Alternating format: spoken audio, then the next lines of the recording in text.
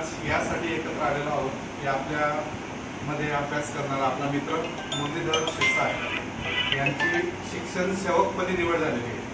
त्याच्यामुळे आपण आज एकत्र आलो. तुम्ही सगळे जशी मेहनत घेताय, जेवढं संघर्ष करतायत, आता मी प्रत्यक्ष साक्षीदार आहे. म्हणजे परीक्षा कधी होईल, हॉल तिकीट कधी येईल, निकाल कधी लागेल हे काही माहीत नसताना सुद्धा शेतकऱ्याप्रमाणे बेभरोशावर आपण मेहनत घेत असतो वर्षानुवर्ष. तसंच मुरलीधरने पण मागच्या 3-4 वर्ष तुमच्या साथात खूप अभ्यास केलेला आहे. शेतात जाऊन पार्ट टाइम शेती, पार्ट टाइम अभ्यास, दोन्ही गोष्टींचं संतुलन ठेवून त्याने अभ्यास केला. MSc झालं होतं त्याचं तुमच्यासारखं. आणि MSc झाल्यावर कंपनीमध्ये स्थिती कशी असते हे त्याला अनुभव होता, हे त्याला माहिती होतं. आणि मग तो स्पर्धा परीक्षेकडे वळला. स्पर्धा परीक्षेचा अभ्यास आवाज त्याने TET पेपर पास केला. टेट नावाची परीक्षा पास केली. जे MPSCच्या लेवलचे पेपर आहेत ते TET आणि टेट ते पास होत नाही, बरोबर काठीण्य पातळीचे असतात एकदम.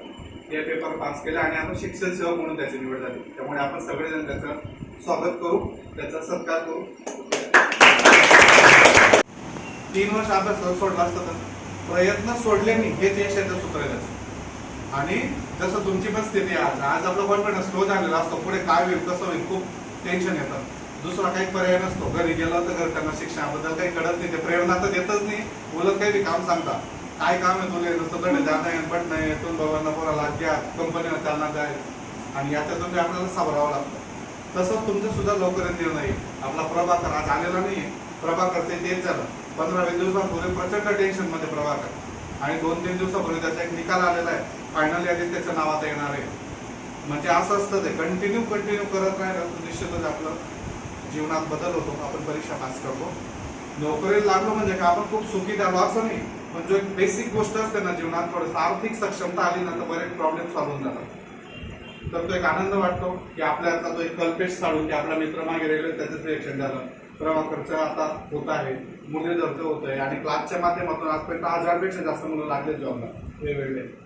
म्हणजे कोणता प्रसंग, कोणता आपला टर्निंग पॉईंट ठरेल तो सांगता येत नाही. आता याच्यातून तेच आहे की जो 6 नंबरचा सीट होतो मुरलीधरचा, तुमच्यासोबत यायचा जायचा 2-3 तास बसायचं, बरं 1-2 तास बसायचं, चालला जायचा तर पास झालं. तसं तुमच्या पण जीवनात तो प्रसंग येईल.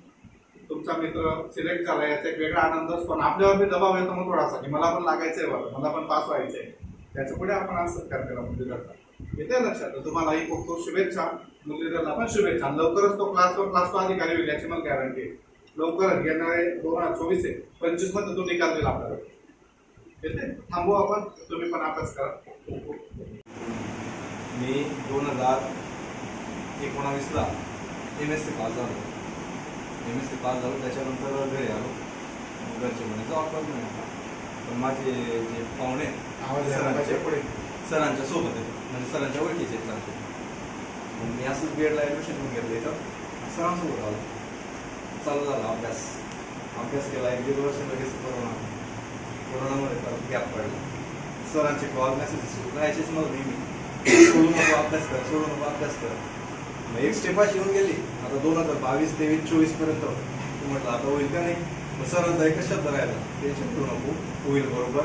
आणि नाहीच काही झालं तर करू आपण अभ्यासाचा बेसवर, आपल्याला काही करता येईल. त्या आशेवर मी अभ्यास चालू ठेवला. आणि मागच्या वर्षी 2022 मध्ये दिलेली पेपर होता अभियोग्यताच्या आशेने. पूर्ण टोटल बुद्धिमत्ता होता एक प्रकारे. त्या अभ्यासाचा बेस होता. बुद्धिमत्तेच्या पेपरमध्ये चांगले मार्क्स काढले आणि शिक्षक भरतीमध्ये सिलेक्शन झालं. तर सरांचे खूप खूप आभार, कारण जबरदस्त धीर दिला आहे त्यांनी मला.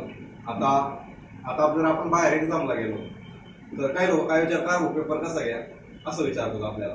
सर मला जेव्हा बी कॉल करायचे, कार कुठे सर इकडे का आलो पेपर, सर विचारायचे पैसे आहेत का तुझ्याकडे, हो सर आहेत. तिकडून येतो ना ट्रॅव्हल्सने येतो, जेवण करून घेतो. ते पेपर कसा गेला वगैरे त्या गोष्टी नंतरच्या. इथं आल्यावर डिस्कस करणारच मी सरांसोबत. सरांनी जबरदस्त मला सपोर्ट केला. त्याच्यानंतर माझ्या घरच्यांनी सपोर्ट केला आणि मित्र इथं शेखर वगैरे किंवा आमच्या गावाचे भूषण ते सर्व मित्र आहेत, त्यांनी भरपूर सपोर्ट केला आणि झालं म्हणजे आता पुढे अजून प्रयत्न. त्याने अभ्यास करता करता मांडळ गाव आहे त्याचं, त्या गावात स्पर्धा परीक्षेची चळवळ उभारली त्याने. 10, 20, 30 मित्रांना अभ्यासाला लावले त्याने. म्हणजे बरेच मुलं आहेत की त्यांचा सिनियर मुरलीधर आहे, ते बी अभ्यासाला लागले. आता टप्पा सुरू झाला. मांडळ गावाची तेजस्विनी नावाची विद्यार्थिनी होती. मुरलीधर क्लासला आल्यामुळे तेजस्विनी आली. ती आता CISF मध्ये काम करते, ट्रेनिंग मिलिटरी मध्ये ट्रेनिंग करते आणि रात्री माझे ऑनलाईन लेक्चर ऐकते. दर्शना दर्शनाचं सिलेक्ट झालं म्हणजे 3 जण तर सिलेक्ट झाले लगेच आणि अजून भरपूर जण होणार आहेत म्हणजे असे एक क्रम असतो टप्पा असतो. एवढे बरेच जण सिलेक्ट झाले आणि आता अजून बरेच जण पास होणार आहेत एका गावाचे. असे चढवण असते फक्त टर्निंग पॉईंट पाहिजे. एक जण लागला अनेक जण लागत असतात.